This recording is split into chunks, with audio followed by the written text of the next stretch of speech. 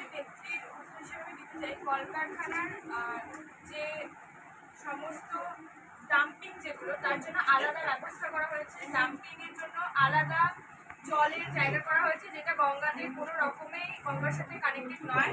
এবং আমরা গঙ্গার জন্য আলাদা পরিকল্পনা স্টার্ট করেছি, যেটা এখনো চালু রয়েছে, যাতে পরবর্তীকালে ভবিষ্যৎকালে গঙ্গা আর কোনো রকম কোনোভাবে অতিরিক্ত দূষিত না হয়, তার জন্য সমস্ত রকম পদক্ষেপ আমরা নিচ্ছি। কিন্তু সরকার পক্ষ শুধু করে গেলে তো হবে না, আমরা মানুষকে সমস্ত রকমভাবে সচেতন করার চেষ্টা করছি।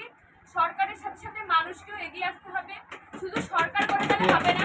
এটা প্রত্যেকটা মানুষের দায়িত্ব এবং কর্তব্য যে দেশের প্রত্যেকটি, শুধু গঙ্গা না, দেশের প্রত্যেকটি নদীকে দূষণমুক্ত রাখা এবং পরিবেশকে সর্বোপরি দূষণমুক্ত রাখা।